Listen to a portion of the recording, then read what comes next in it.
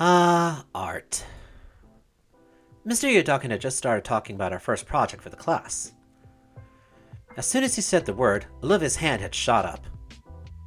Her gray eyes sparkled in excitement, and a smile threatened to crush the perpetual frown etched on her snout. The girl vibrates in her seat as she waves her arm in the air, trying to get the teacher's attention.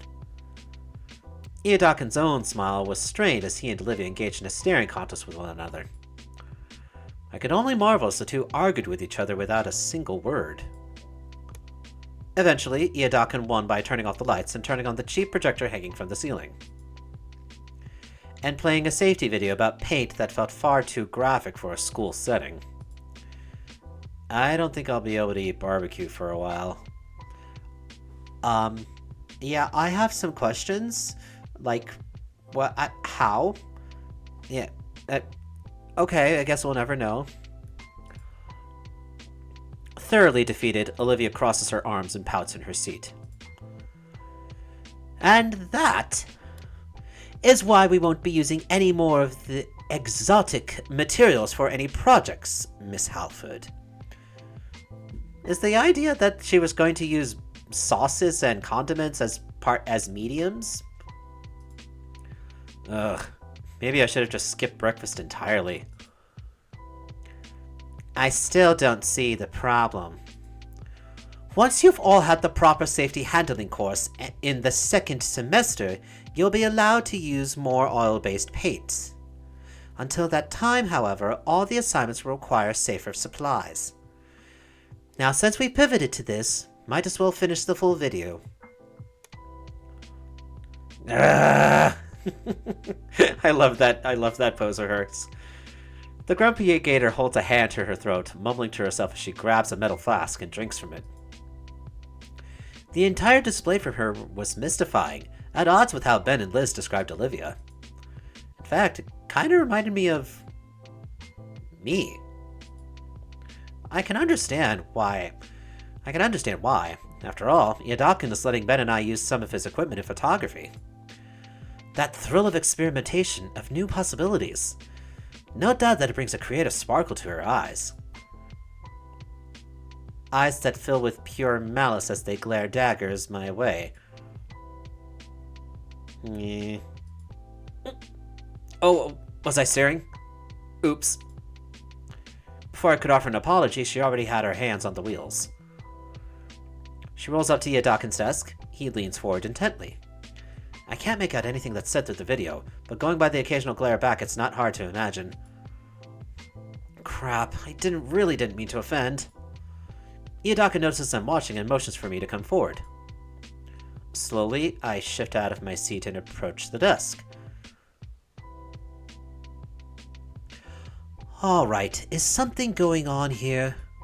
Iodakin speaks in a hushed tone, just loud enough for me to hear over the makeshift matinee. Olivia's telling me you're making goofy faces at her. No, I said he's been staring at me all through class.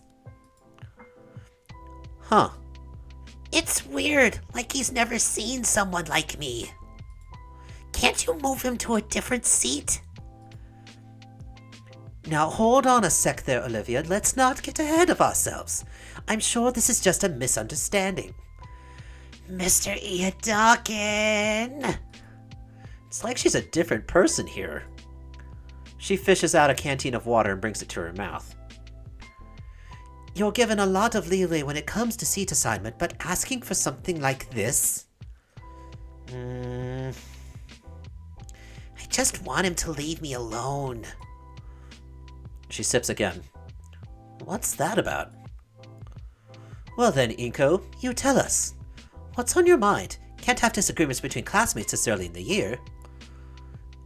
I'm confused. I didn't know there was any disagreement between us.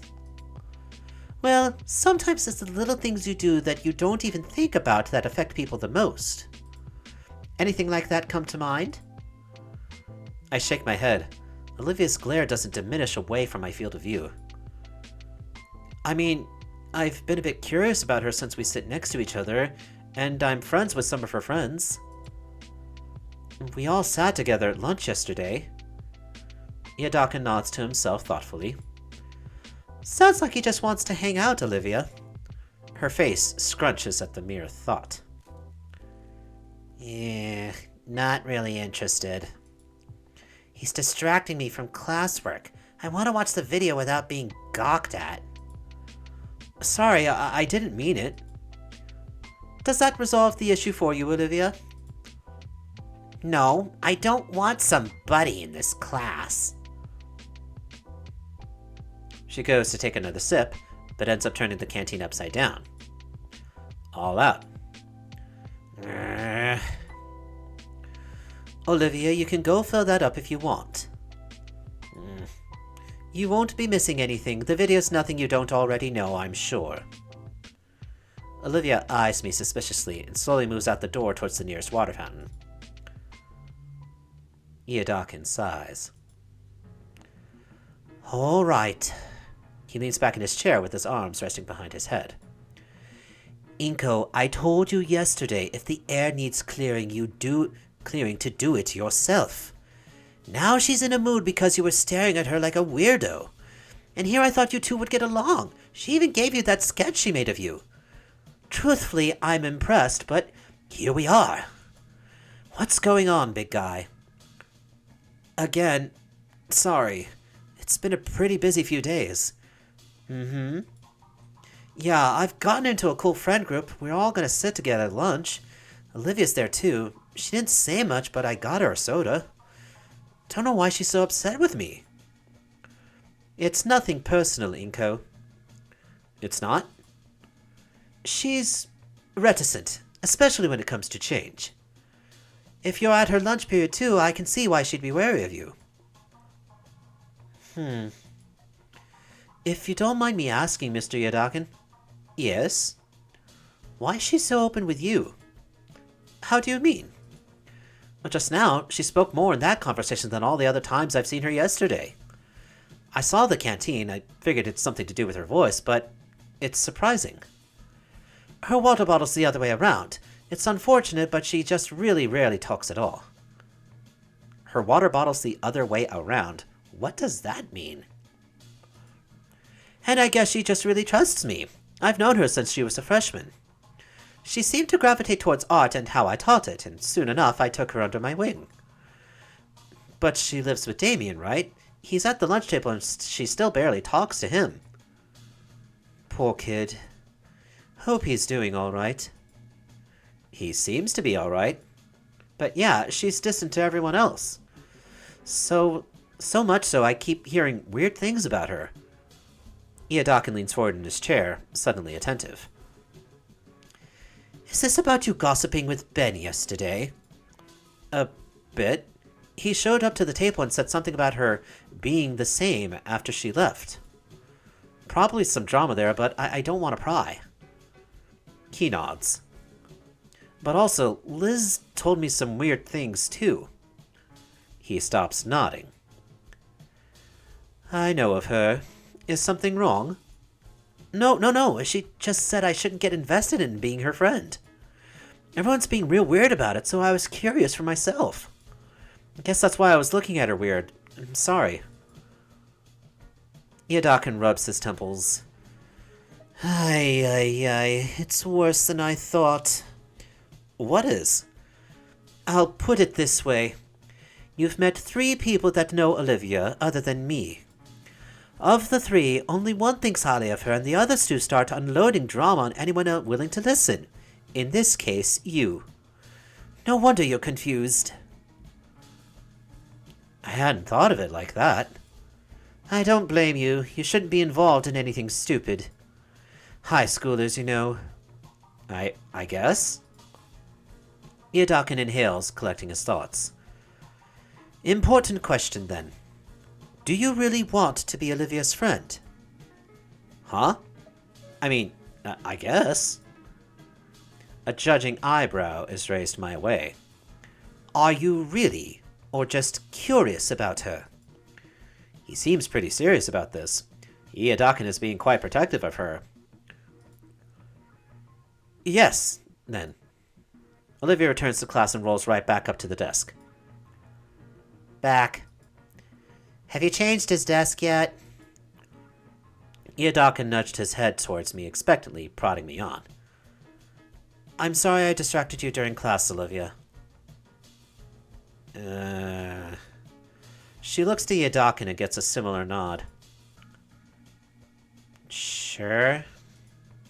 I mean, you're welcome. I mean, thanks. Shit. But, no, really, I don't want to be distracted. Come on now, Olivia. The least you could do is give him another chance. You never know. I don't really want to know. I get he's, like, friends with Damien, but I don't really want to, you know? Not in this class. But I'd like to be your friend. She stops and raises an eyebrow. Lots of those going around recently.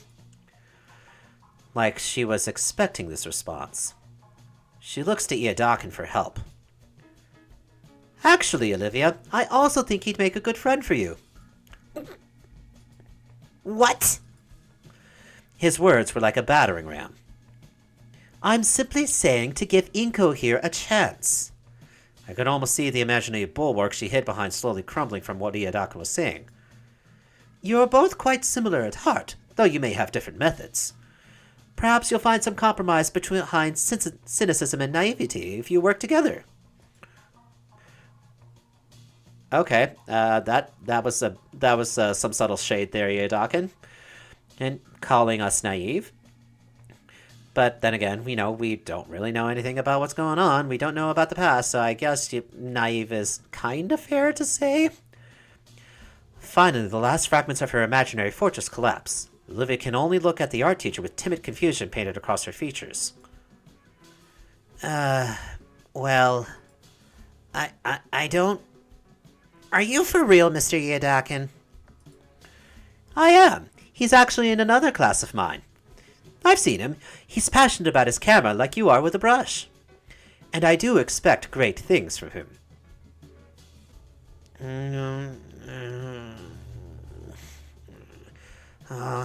Okay.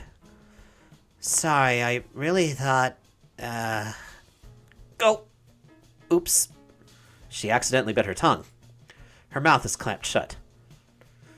It's just my opinion. You can make your own choices, Olivia. She nods furiously. Oop, the movie's about to end. You two should get back to your seats. We good here? Olivia side-eyes me again and nods once more. All right. He motions for us to skedaddle. Olivia backs away to her spot. Thanks, Mr. Iadaka. For what? I just gave an opinion. I'm serious. It's up to the two of you if you want to be friends. Don't screw it up. He waves me off again and gets up to foot the lights. I get back to my seat and stare absentmindedly at the projected screen as I digest Iadaka's words. He said he only gave his opinion, but it seems like he also gave me an opportunity to take the right steps in connecting with Olivia. And with what he said about her being passionate with a brush, it's gotten me even more curious about her artistic prowess. Speaking of whom, I noticed that she occasionally gives me a side-eye. I don't think she can see my eyes due to the dim lighting combined with my shades. She stares at me with a sense of strange curiosity, almost as if she's trying to get a read of me from my face alone.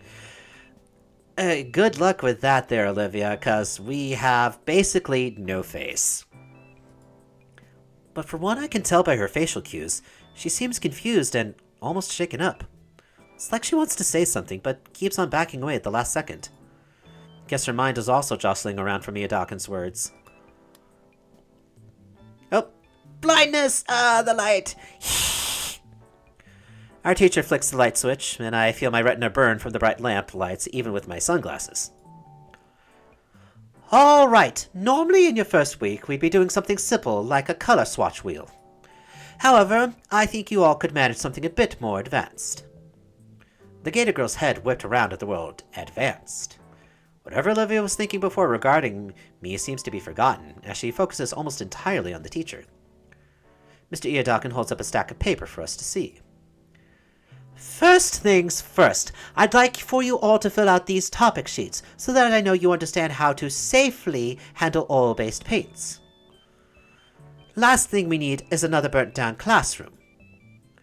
The way Dawkins says those words makes me imagine some pretty horrible outcomes. Once you've finished your sheets, bring them to me so I can review them. I'll be giving you the permission sheet after I know you lot won't set yourselves on fire or poison yourselves. The Allosaur guy in front of me hands back the stack, and I take a page from it before handing the rest to the Diplo girl behind me. My eyes scan over the sheet. What grade of mask do snouts longer than 3 inches require? And a realization hits me. I didn't see the first half of that video. Well, guess we're not going to be able to use using oil-based paints. My eyes scan over the page, and I groan when I see questions I have no answers for. All of them pertaining to dinosaur anatomy. The art teacher looks directly at me and then to the side. I try to decipher his meaning, follow his eyes. Oh! I turn in my seat and lean closer to Olivia. Hey, what? What now? What? What is it? I'm not gonna let you draw me. Does the game realize that I drew her? What the hell? Looking at her paper, I see that she's already answered the questions I couldn't. I show her my own page, tapping the upper section that was still blank. I just love that pose. I freaking love that pose. Olivia groans and looks to Iodok pleadingly. All she gets for her troubles is a thumbs up. Fine. Fine. Here. She holds out her sheet for me. Wait, isn't this cheating? The art teacher wouldn't... When did he get to his desk? Why does he have a sleeping mask on? If I look over the answers, I still learn the safety procedures. So what's the difference in the end? It must be what he's thinking. Either that or he doesn't care. I copy the words from Olivia's sheet, doing my best to at least rephrase them. Some of my classmates are already walking up to Yodakin's desk. He's barely reading the pages, not even taking the sleeping mask off. Thanks, Olivia.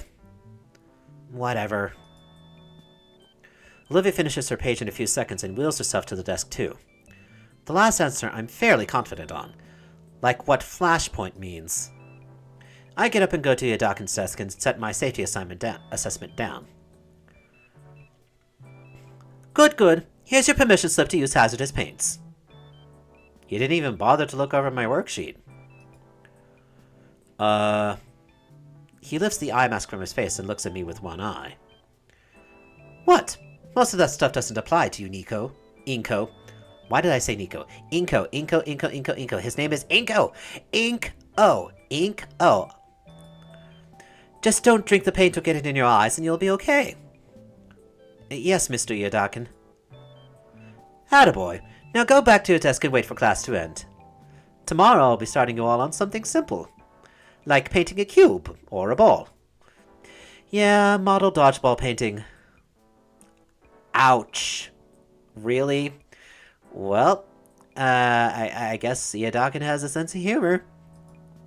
The eye mask drops down and I return to my seat. The class clock reads 5 minutes until lunch. Liv is back to leering at me. I consider what I should do or say, some sort of icebreaker. Mr. Yodakin said we're similar, and I can see some of what he means. But I'm a photographer, and she's a painter. So a cubist and a Dadaist walk into a bar. I'll never know the punchline. I have no idea how that would end. Have a good lunch now! The moment the bell rings, Olivia shoves most of her things into her backpack, not caring if her notebook gets crushed. Once she zips up, she races out of the classroom. Guess she doesn't want to get caught in the chaos of the lunchroom stampede.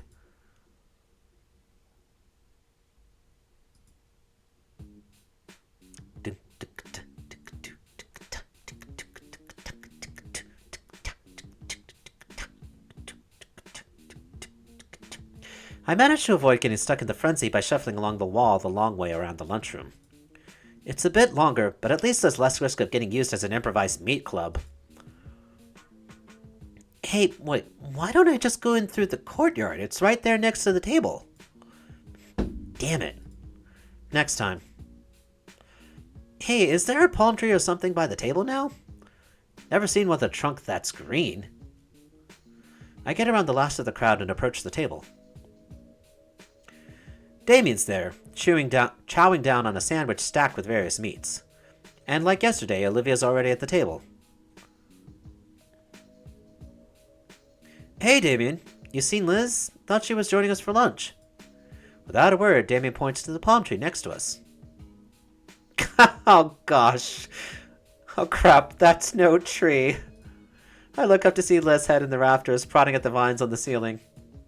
The ceiling was a lot lower in the computer lab, so I couldn't tell as easily, but that neck is long.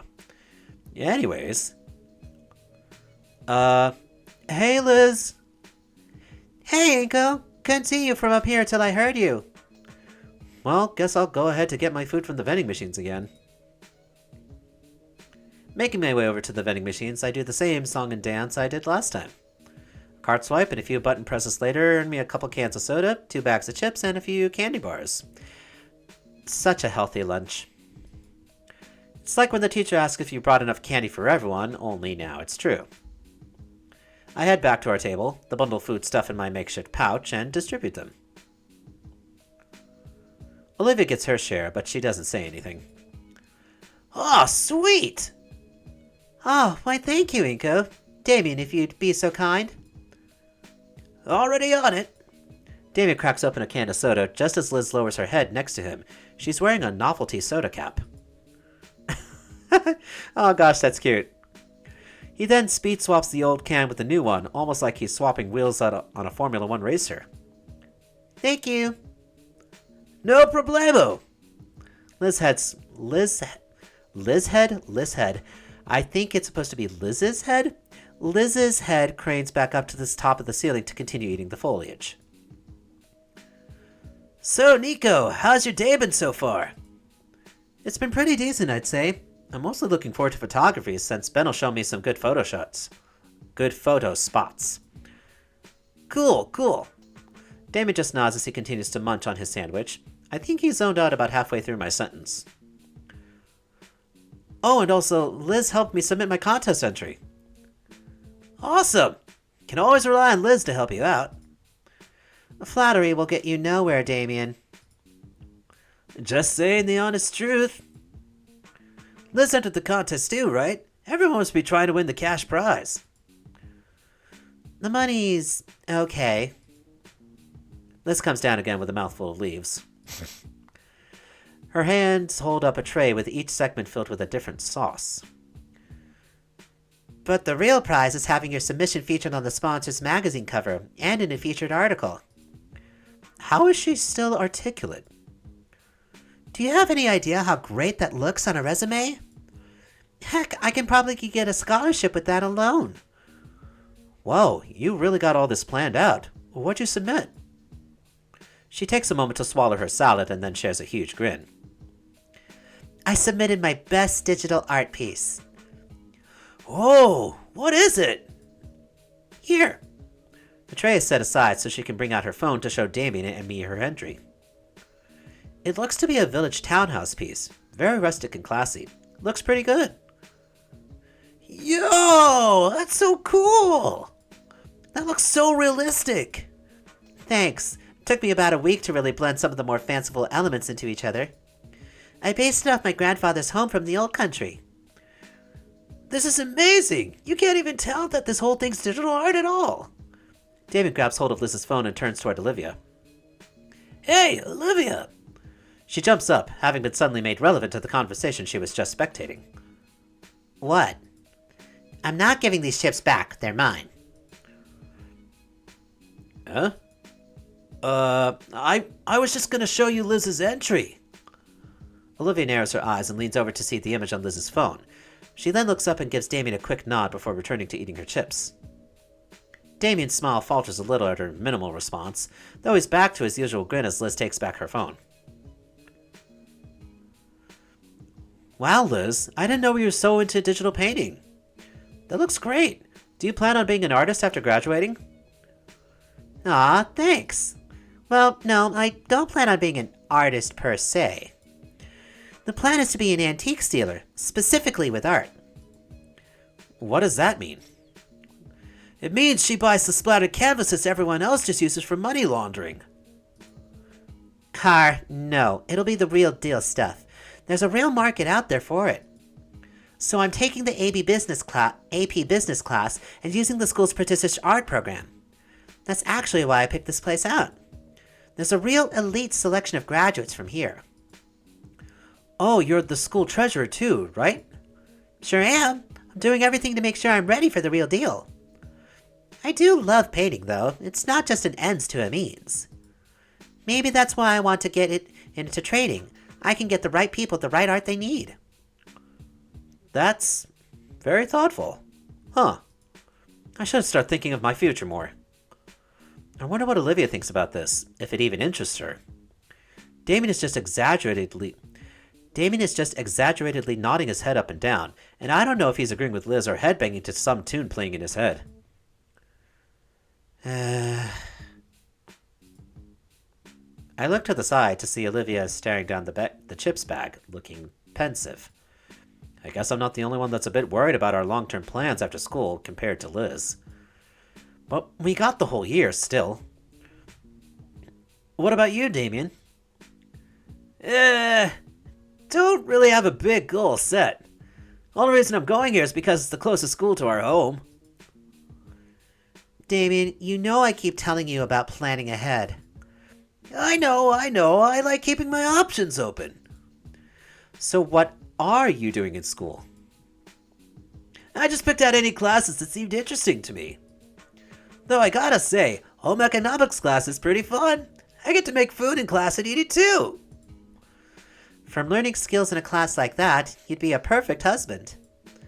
Yeah! Wait, what? What? Romantic tension. I already got that before. But to get back to my point, that art contest.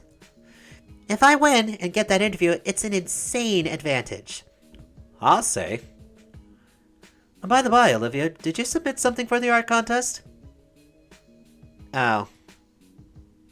She looks away, slightly deflated. No. Really? Oh crap, I might have a chance then! Hey Liz, that sounds a certain way. Sorry, I didn't mean it like that. Olivia rolls her eyes and merely goes back to munching on her chips. Mr. Iadalkin said you were really into painting, and I really like the portrait of me you'd made. Whoa, she what?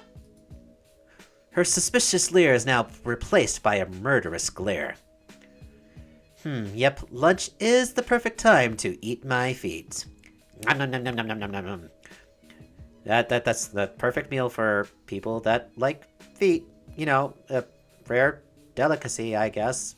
I don't entirely get it myself, but I'm not gonna yuck people's yum. I haven't actually seen any of her real work, only something she'd done out of boredom. Olivia's eyes close as she inhales deeply, the air of neutrality returning to her once she reopens them.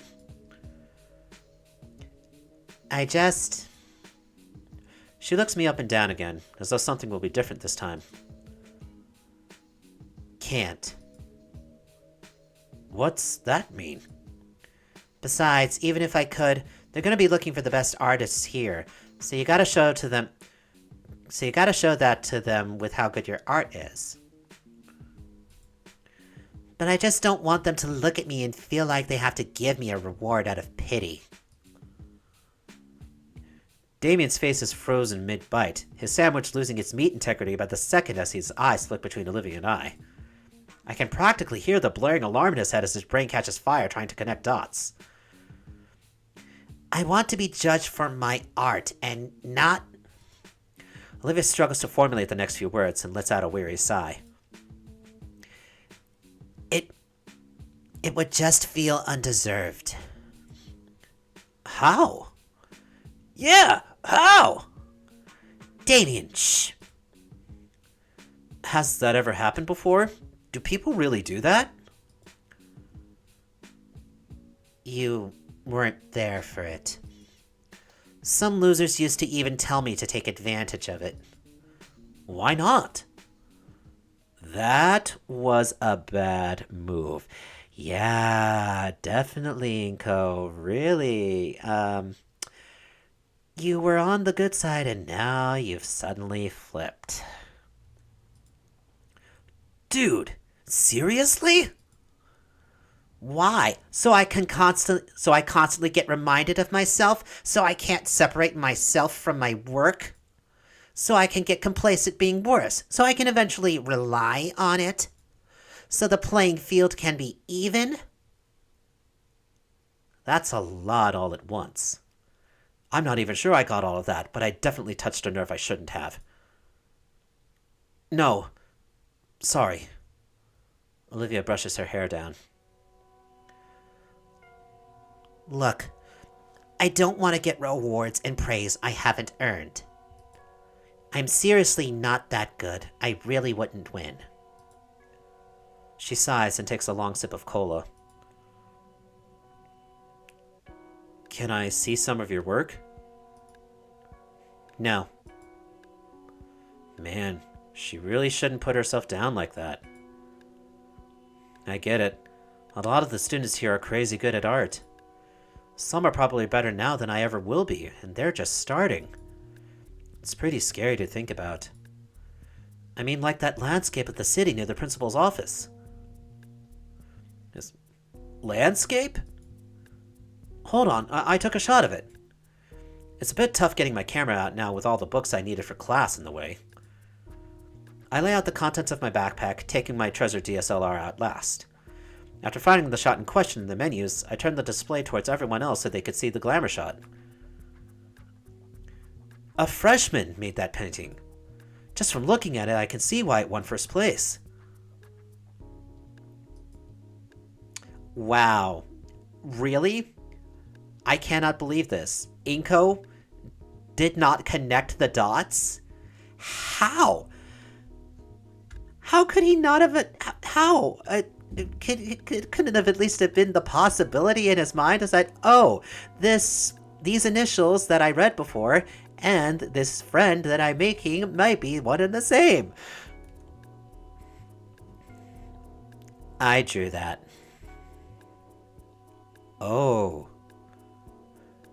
Her name is on it, isn't it? My brain finally makes the connection with the signature on the mural. That was you? Is it that much of a shocker to you? Quite a bit, yeah. It looks amazing. I mean, it's whatever. Had to have some dumb guide help me out, so it isn't like I was the one who did it all. So when you say you can't enter, it's because you already won once? Yeah, basically. She looks away from us, eating her chips in silence. I've heard the expression of being one's worst critic, but I'd never expect Olivia to kick herself this hard. I'm mentally kicking myself thrice over for just thinking that last part. What? Something wrong, Liz? Did she bite her tongue or something? Why is she imitating one of those picture plants right now? That's right. Liz? What's with the look, Longneck? Just surprised to see you in better spirits is all. You're making it weird. Don't make it weird. Yeah, it's been ages, Olivia. To think a Randy Lick Inky here got you to open up like this in just 2 days. He gestures to me. What'd you do, man? The girl in question freezes, Damien's thoughtless comments having thrust her into self-awareness. And she just leaves. Olivia, wait! She's gone. Well, she did give a warning. Yeah. I was just excited she was making good progress. The rest of lunch we'd spent trying to talk about Liz's art process. Damien looked like he wanted to try to bring Olivia back into the conversation, but no one had any idea where she had gone. Still, a part of me thinks she wants to talk. So why doesn't she? Oh, whoops.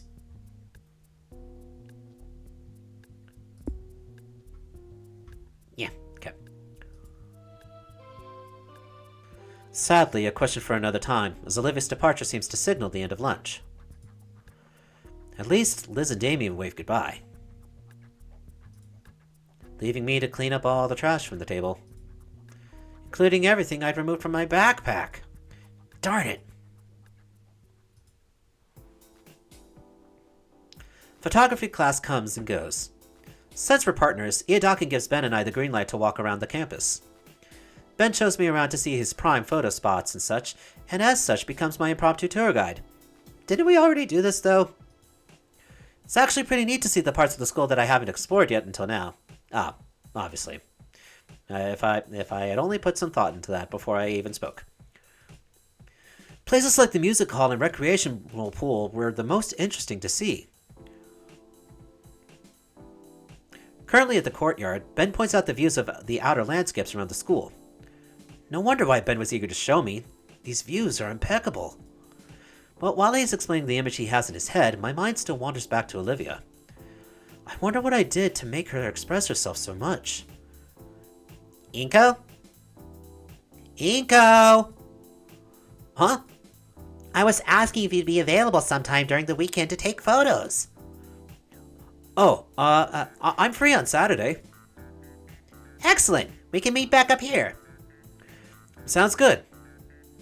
As we head back to class, I begin to think if there's something I can do in history class.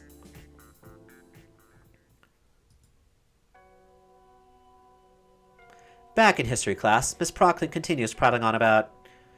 And after a final offensive that left the entire city of Triceratops destroyed, the Chthonian hegemony was defeated, bringing an end to their crimes against both Dino and humankind.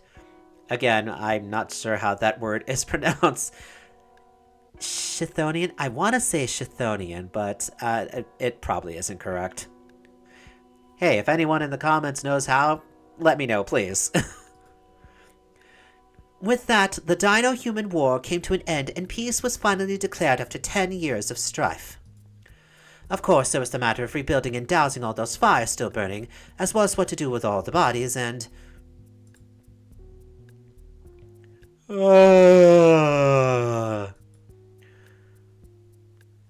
should probably care more about Procklin's lecture, since history has extremely strong cultural connotations, but man, is it boring! Ahead of me, Olivia has returned to her default, sullen, deflated gloom. She's not glaring back at me, so she's probably over whatever that was. Or she still doesn't know I'm here. Boy, will that be entertaining to see. Assuming I don't end up with a mechanical pencil jammed through a lens. The other students are similarly bored, only occasionally marking down something whenever it sounds like it'll be on a review sheet at the end of the week. There is, of course, no more note passing today. Miss Prockling's effusion yesterday must still be on their minds. There won't be any more chances given, and even though she doesn't seem threatening on her own, the consequences would be dire. Especially if she can call Sully over like her own personal enforcer. There's simply no getting around it. This is just a period we'll all have to sit through. And there isn't even any solidarity to be had in our shared misery. It's simply the reality of high school history class. The only saving grace is that she isn't stalking around the room looking for us to do something wrong. Instead, we're being lectured at. My hand mechanically copies down whatever she's written on the board. And while I should also be paying attention to what Miss Prockling is saying, I'm more than certain that we'll be reading the exact same things from our heavy textbook. So my eyes wander away from her and the board to scan over my peers, all equally as bored and feigning interest. Eventually, there's a bit of movement ahead of me. What's she up to now? Olivia folds a sheet of notebook paper back and forth discreetly, creating a deep crease. Then she licks her finger and runs it along the crease and gently pulls. The paper rips along the seam, silently. Oh, is she really risking it? What's she even got to gain? It's just a note-passing game. Maybe she feels bad because she got caught yesterday? Oh boy. Olivia passes the note to her left. Oh, please. No, please. Please, please, please. Don't make me do another drawing segment. Please don't make me do another drawing segment. I mean, one can get better with art by just doing it, but I'm not an artist. I'm really not. I only got what I got because I quote unquote cheated by using a reference. The student next to her raises an eyebrow, but surprisingly takes the note, and immediately passes it on without looking at it. One by one, my classmates pass the note along to the next. Nobody dares open the note and write something in. I surreptitiously keep track of the note in the corner of my eye as it makes its circuit around the room. Thankfully, Miss Prockling's eyes are focused on the board when I feel a tap on my shoulder. I reach for my ear as if to give it a scratch, and the folded page is pushed into my waiting fingers and against my ear. As I feel an edge grind against my earlobe, I chew my lip to keep the hiss of pain contained. Probably unintentional, but a paper cut still stings bad, especially on such a fleshy part. Ouch. Yeah, I can only imagine, especially if it's right behind the ear. My fingers toy with the bundle of paper now at my desk. No one else had bothered with it. I wouldn't exactly call it an empty canvas, but there could be potential here. There's a crumpling noise beneath my fingertips. Must have unfolded it while I was thinking. Looking at the sole doodle on the sheet, I see a pretty simple rat drawing with a very realistic hand next to it giving a thumbs up. There's plenty of space this time, and Miss Prockling is preoccupied at the front. I doubt she even noticed. The temptation is there, making my fingers itch at finally getting a real chance to do something fun in this sleep-inducing class. In fact, I have the perfect idea in mind that catch Olivia's attention. If that doesn't ruin everything, that is. Yeah.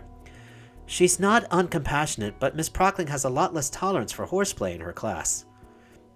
We probably wouldn't get another chance. And going by Coach Solly's one-chance policy, and how these guys aren't even considering playing along, I bet it really wouldn't be pretty. Kind of makes me concerned for Olivia. I could just hold on to the note and give it back after class. Heck, Olivia would never even know. I don't think she even knows I'm in this class.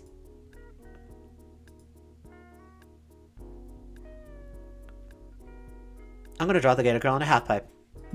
I'm gonna draw her absolutely shredding it. What's life without a bit of risk? I wait for Miss Prockling to start a new tangent to make sure I have enough time.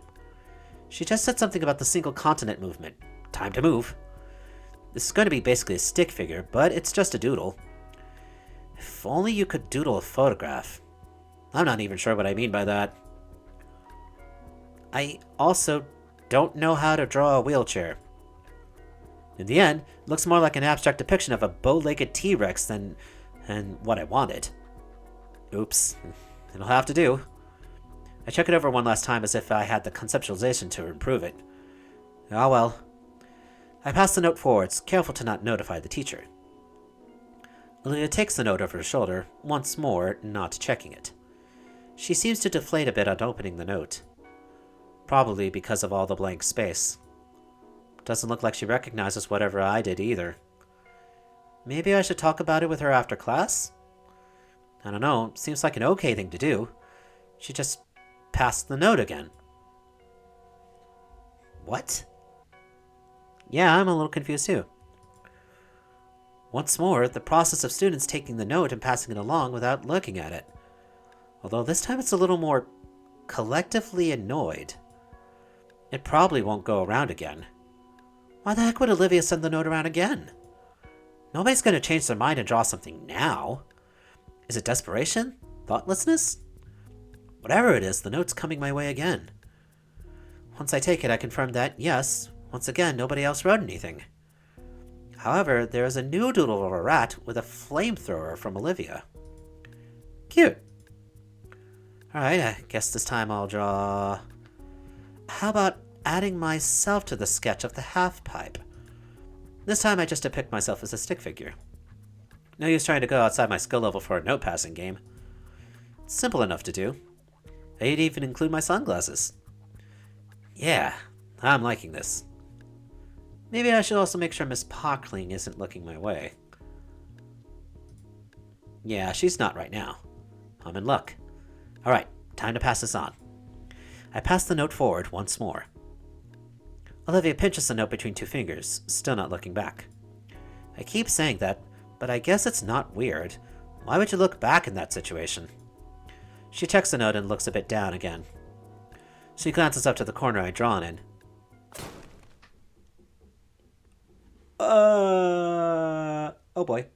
That's not good. I'm pretty sure that's not good. I nearly fall out of my seat from the sudden loud noise. There's a lot of sound and loud noises in this game, I'm noticing. There's a moment of unwavering silence before a voice speaks up. Miss Halford! The girl in question shrinks in her seat in embarrassment. Sorry, Miss Prockling. I saw a spider. Miss Prockling simply sighs, muttering to herself and turning her attention back to writing more notes on the board. She turns her head back slowly, just enough to be able to make eye contact with me. Oh, so was that her slamming the desk? While she eyes me with judging contempt and curiosity, I see her hand is tenderly massaging the tip of her tail. Looking at the floor, I think she managed to chip the linoleum. As soon as Prockling turns around to continue teaching, Olivia scribbles something down. She turns to look at me once more, hesitating. Then she flicks the note in my direction. It completely misses me. I try to catch midair, but end up slapping my face onto my desk to get it. Ouch. Mr. Nito, what was that noise? I palm the note into my sleeve and strain to keep my injured eye open. The teacher probably meant the foot stomping. I found that spider, Miss Prockling. The teacher grimaces. That better be cleaned up by the end of class then, Mr. Nito. Yes, ma'am.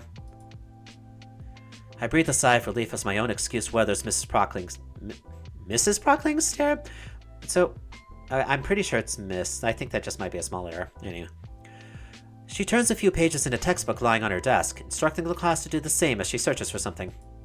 She's distracted. I can finally see what Olivia drew. There's now a surprisingly detailed dodgeball whizzing towards my stick figure's head. I want to be upset, but I find myself admiring her motion lines. Seriously, she should be an animator. I mull over what to add and settle on giving the large rat sunglasses as well.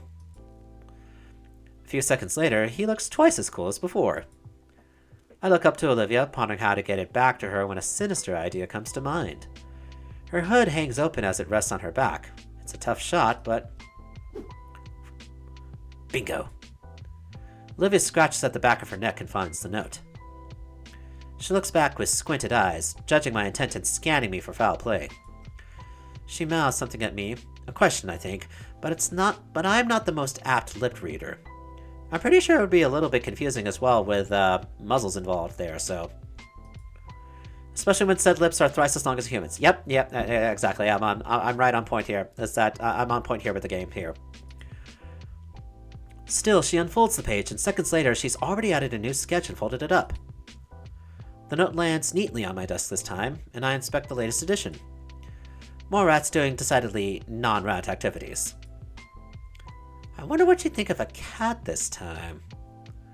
We continue passing the sheet back and forth, adding new sketches and adding to others.